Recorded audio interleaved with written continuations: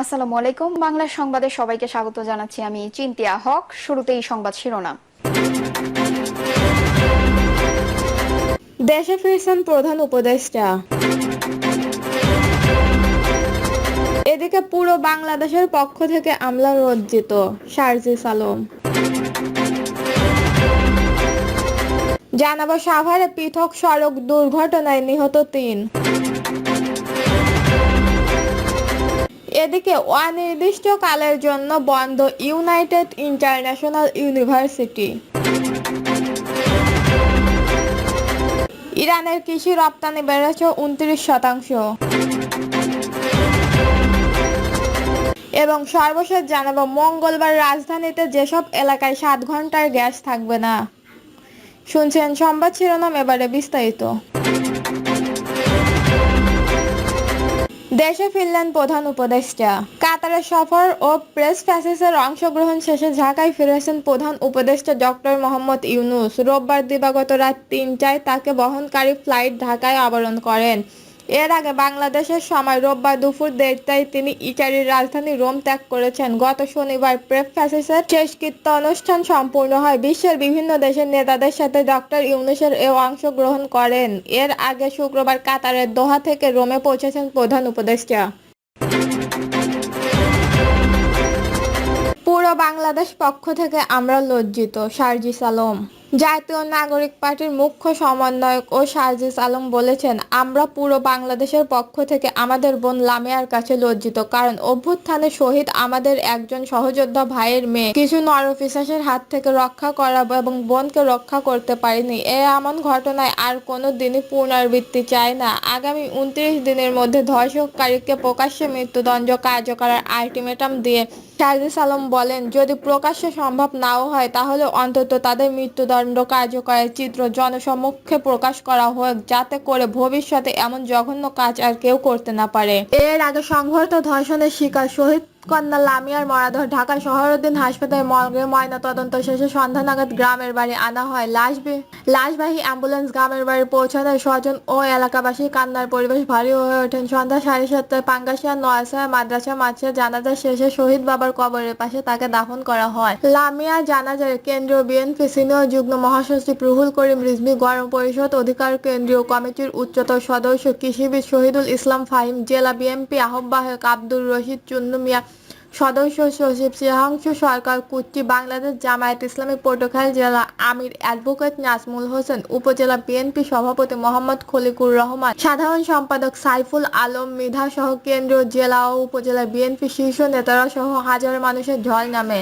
জানাজার অংশ নেওয়া এলাকাবাসীর ক্ষুণ্ণ প্রতিক্রিয়া। লামিয়ার সংবর্ধ ধর্ষণের মামলা আসামিদের সর্বোচ্চ দাবি জানায়। উল্লেখ্য, চলতি বছরের 18ই মার্চ সন্ধ্যায় শহীদ কন্যা কলেজ ছাত্রী লামিয়া নিজ বাড়ি থেকে পাশের গ্রামে নানার বাড়ি যাওয়ার পথে সংঘর্ষ ও ধর্ষণের শিকার হয়। ঘটনার পরের দিন 19শে মার্চ রামিয়া নিজের বাদী হয়ে 2 জনকে আসামি করে দুমকি থানায় একটি মামলা করেন। পুলিশের অভিযুক্ত সাকিব মুন্সি ও সিফাত মুন্সিকে গ্রেপ্তার করে আদালতের মাধ্যমে কারাগারে পাঠায়। এ ঘটনার লোকলজ্জা ও সামাজিক নানা কারণ হতাগ্রস্ত হয়ে পড়েন মাইনসঙ্গে ঢাকায় মোহাম্মদপুর এলাকার শেখরটকে ভাড়া বাসায় চলে যান। গত শনিবার রাত 9:30টায় ফ্যানের সঙ্গে ওড়না পেঁচিয়ে আত্মহত্যার চেষ্টা করেন। তাকে উদ্ধার করে শহরউদ্দিন হাসপাতালে নেওয়া হলে রাত 10:30টায় কর্মকর্তারা চিকিৎসকরা তাকে মৃত বলে ঘোষণা করেন।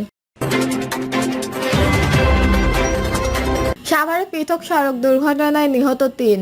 ঢাকার সাভারে পৃথক সড়ক দুর্ঘটনায় ৩ জন নিহত হয়েছে। সোমবার সকাল ঢাকা আলটিয়া মহাসড়কে সাভারের গোন্ড বাস স্ট্যান্ড এলাকায় নাবিল পরিবহনে একটি বাস নিয়ন্ত্রণ হারিয়ে সড়কে বিপজ্জনক ধাক্কা লেগে চালক সহ সহকারী নিহত হয়। নিহতরা হচ্ছেন হৃদয় চন্দ্র দাস, অর্চনা রানী ও আনিরুল্লাহ ইসলাম। এদের মধ্যে আনিরুল্লাহ নাবিল পরিবহনের চালকের সহকারী, তবে তাদের বিস্তারিত তার কোনো পরিচয় জানতে পারেনি হাইওয়ে পুলিশ। সাভারের হাইওয়ে থানায় অফিসার ইনচার্জ শওকাতুল আলম বলেন, নওগাঁ থেকে যাত্রী নিয়ে চলে আসেন নাবিল পরিবহন একটি বাস ঢাকা আলটিয়া মহাসড়কের সাভারের গোল্ড বাস স্ট্যান্ড এলাকায় নিয়ন্ত্রণ হারিয়ে সড়কে বিপজ্জনক উপরে উঠে যায়।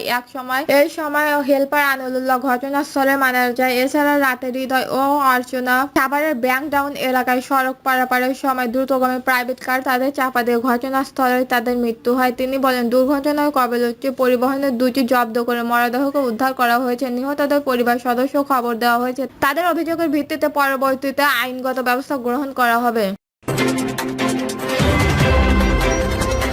অনির্দিষ্টকালের জন্য বন্ধ ইউনাইটেড ইন্টারন্যাশনাল ইউনিভার্সিটি।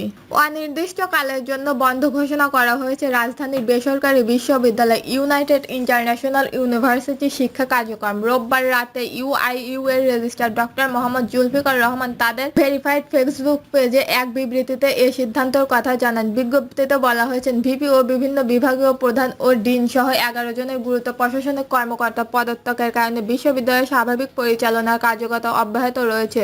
এই পরিস্থিতিতে সোমবার থেকে পরবর্তী ঘোষণা না দেওয়া পর্যন্ত বিশ্ববিদ্যালয়ের সকল শিক্ষা কার্যক্রম বন্ধ থাকবে। এতে আরও বলা হয়েছে, পদত্যাগকারী ভিসি এবং বিভাগীয় প্রধান পদে নতুন নিয়োগ দেওয়া না হওয়া পর্যন্ত সব একাডেমিক ও প্রশাসনিক কার্যক্রম স্থগিত থাকবে। এর আগে ভিসি সহ 11 জন বিভাগীয় প্রধানের পদত্যাগ কারণে রোববার দুপুরে বিশ্ববিদ্যালয় ক্যাম্পাসে ব্রিফিং করেন আন্দোলনরত শিক্ষার্থীরা। তারা জানান, ভিসি ও কম্পিউটার সায়েন্স অ্যান্ড ইঞ্জিনিয়ারিং বিভাগের প্রধান ছাড়া অন্য শিক্ষকদের পদত্যাগ তারা চান না। শিক্ষার্থীরা বাকি শিক্ষকদের পদত্যাগ প্রত্যাহারের দাবি জানায়। ইরানের কৃষি রপ্তানি বেড়েছে 29%। ইরানের কৃষি রপ্তানি 1403 ফার্সি বছরে 29% বেড়েছে।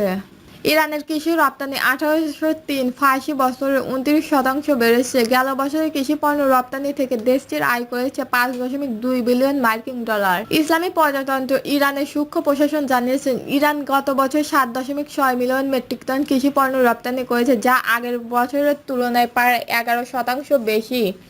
প্রধান রপ্তানি পণ্যগুলোর মধ্যে বিভিন্ন ধরনের পাস্তা, টমেটো ও খেজুর। পাস্তায় এই খাতের সর্বোচ্চ রপ্তানি পণ্য। এই কৃষি পণ্যটি থেকে 1.5 বিলিয়ন মার্কিন ডলার রাজস্ব আয় করেছে ইরান। এরপর টমেটো থেকে আয় করেছেন 233 বিলিয়ন ডলার এবং খেজুর থেকে আয় করেছেন 205 বিলিয়ন ডলার। আইআরআইসি এর পরিসংখ্যান ও তথ্য প্রক্রিয়াকরণের বিভাগের মহাসচিব হামিদ বায়ান জানান, 1403 সালে ইরান 184.7 মিলিয়ন মার্কিন ডলার মূল্যের 214.3 মেট্রিক টন জাফরান রপ্তানি করেছে।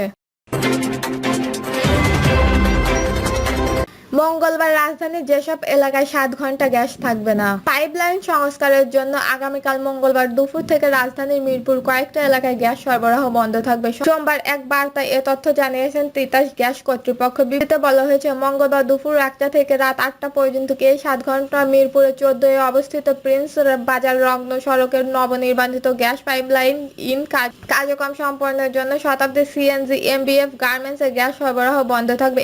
এছাড়াও ঢাকা ক্যান্টনমেন্ট, মহাখালী, জিওএইচ এর শাহিনবাগ, আরজতপাড়া, নাখলপাড়া এলাকায় গ্যাসের স্বল্পচাপ বিরাজ করবে। গ্রাহকদের সাময়িক ও অসুবিধার জন্য আন্তরিকভাবে দুঃখ প্রকাশ করেছেন তিতাস গ্যাস কর্তৃপক্ষ। এই ছিল এখনকার সর্বশেষ নিউজটি ভালো লাগলে একটা লাইক দিন, কমেন্টে আপনার মতামত জানান এবং আমাদের পাশে থাকার জন্য পাশে থাকা বেল আইকনটি অন করে রাখুন। ধন্যবাদ।